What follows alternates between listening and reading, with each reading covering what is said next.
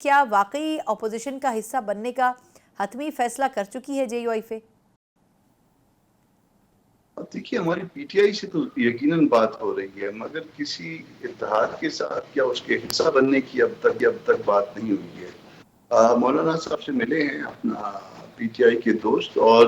پھر مجھ سے بھی رابطہ ہوا ہے حسین صاحب کا، جی ان کے ڈپٹی سیکرٹری انفارمیشن ہے، اور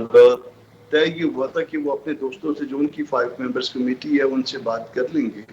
اور کوئی ڈیٹ فکس کریں گے، اور اسی طرح سے میں اپنے دوستوں سے بات کر لوں جو ہماری طرف سے 5 ممبرز کمیٹی ہے، ہم آپس میں طے کر لیں، اور پھر مولانا صاحب سے ٹائم لے کے سب سے پہلی میٹنگ جو ہے وہ مولانا صاحب کے ساتھ رکھی جائے، اور مولانا صاحب کی میٹنگ کے بعد پھر ہم آپس میں جو ہے وہ بات کریں۔ مگر یہ دو پارٹیوں کے درمیان ہے بات چیت، کسی الائنس کے ساتھ جو ہے وہ نہیں ہے بات۔ اچھا، لیکن پھر سر پی ٹی آئی نے آج کیوں اس بات کا دعویٰ کیا کہ J U I F opposition alliance کا حصہ بننے کے اوپر رضامند ہو گئی ہے؟ میں اس کی نہ تصدیق کر سکتا ہوں نہ تردید کر سکتا ہوں، کیونکہ جس میری حسین سے بات ہوئی ہے، جی جی مگر یہ بات نہیں ہوئی ہے، میں اس کی نہ تردید کروں گا نہ تصدیق کروں گا، مگر جو میری انڈرسٹینڈنگ ہے، جو میری انسٹرکشنز ہیں مولانا صاحب سے، وہ یہ ہے کہ ہم کسی الائنس کا حصہ نہیں بن رہا ہے جو اس سے پہلے کی آج کی بات کریں، مگر میری انسٹرکشنز جو ہے اس سے پہلے کی ہیں، اور اس کے مطابق ہم کسی الائنس کا حصہ نہیں بنیں گے۔ ہماری بات چیت جو ہے صرف پی ٹی آئی کے ساتھ ہے، اور ہم ون آن ون جو ہے نا بات کریں صحیح، گے بالکل آپس صحیح۔ میں۔ اچھا، یہ تو چلیں واضح ہو گیا کہ آپ الائنس کا حصہ نہیں بنیں گے، لیکن اب اگر اس کی بھی وضاحت کر دیں کہ اگر کوئی ایسا اتحاد، کوئی احتجاج شروع کرتا ہے، کوئی تحریک شروع کرتا ہے، کہیں دھرنے کی بات کرتے ہیں، ریلی جلسے کی بات کرتے ہیں، تو پھر اس میں جے یو آئی فے ان کے ساتھ ہوں گی یا نہیں ہوگی؟ یہ کچھ اس حوالے سے واضح ہے کہ کس حد تک ان کو سپورٹ کرے گی جے یو آئی فے؟ دیکھیے یہ پری میچور سٹیج ہے، یہ ہم نہیں کہہ سکتے کہ کس حد تک ہم ان کے ساتھ جا سکتے ہیں۔ ہماری اپنا ایک ماضی جو ہے وہ تلخیوں سے بھرا ہوا ہے، ہمارا اور پی ٹی آئی کا۔ پہلے وہ تلخیاں تو ختم ہو جائیں، اس کے بعد اکٹھے بیٹھنے کی بات تو اس کے بعد کی بات ہے نا۔ تو پہلے ہم اس کو جو ہمارے درمیان جو غلط فہمیاں ہیں اس کو ختم کر کے ہم آگے بڑھنا چاہیں گے، مگر کسی احتجاج کا حصہ بننا یہ ابھی تک بہت پہلے کی بات ہے۔ تو اگر کسی دوست نے یہ کہا ہے تو مجھے نہیں پتا کہ انہوں نے کس بنیاد پہ کہا ہے۔ بالکل درست۔ اچھا، یہ فرمائے گا سر کہ یہ جو مخصوص نشستوں کے اوپر جے یو آئی فے کا ایک اسٹانس تھا، اور پھر جب الیکشن ایکٹ کی بھی بات آئی تب بھی ان کا ایک مخصوص اسٹانس تھا، آپ کے خیال میں پی ٹی آئی تو چلی گئی ہے اس کے خلاف کورٹ میں بھی، حکومت بھی چلی گئی ہے ریویو کے لیے، آپ کو کیا لگتا ہے اگر یہ نشستیں واپس پی ٹی آئی کو مل جاتی ہیں تو پھر اب اس پوزیشن پہ پھر جے یو آئی فے کہاں کھڑی ہوگی؟ حکومت کی سائٹ پر یا اپوزیشن کی سائٹ پر؟ یہاں پہ جو ہے نا وہ جے یو آئی کا اپنا ایک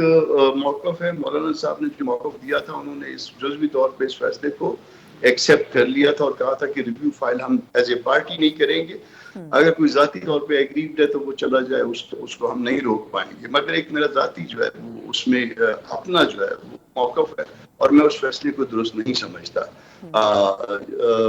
جس کو سیٹیں دی گئی ہیں، جن کو سیٹیں دی گئی ہیں، وہ کہیں پہ بھی پٹیشنر نہیں تھے، کبھی بھی انہوں نے وہ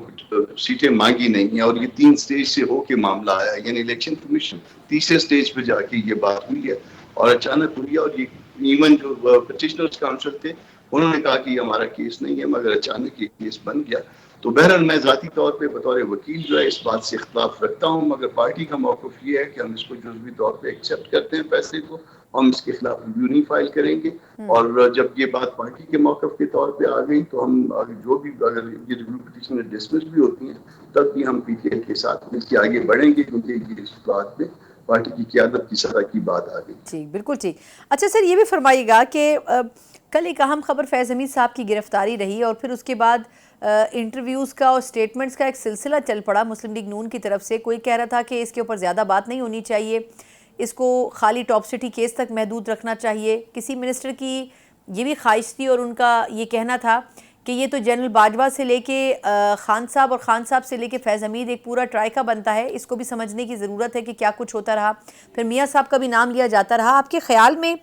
یہ معاملہ اتنا ہی سادہ ہے یا آنے والے وقت میں یہ مزید کمپلیکیٹ ہوگا؟ بات یہ کہ یہ اس سے بھی زیادہ کمپلیکیٹڈ معاملہ ہے جتنا کوئی سمجھ رہا ہے اس وقت، اور یہ بات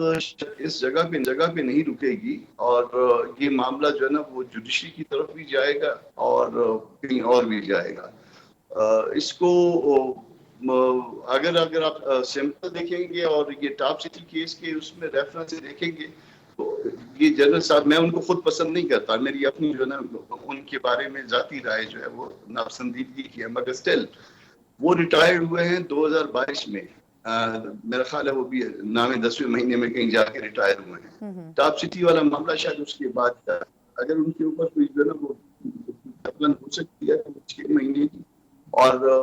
یہ معاملہ جو ہے اور وہ بھی سول کوئی آپس میں کوئی ایسا کوئی ملٹری سے ریلیٹڈ معاملہ نہیں ہے, تو پھر ان کو اس معاملے میں فیلڈ کورٹ مارشل کے لیے اٹھانا جو کہ ایک سول معاملہ ہے اور آفٹر ریٹائرمنٹ ہے, مجھے اس بات کی سمجھ میں نہیں آئی. ٹھیک, بالکل ٹھیک, بہت بہت شکریہ.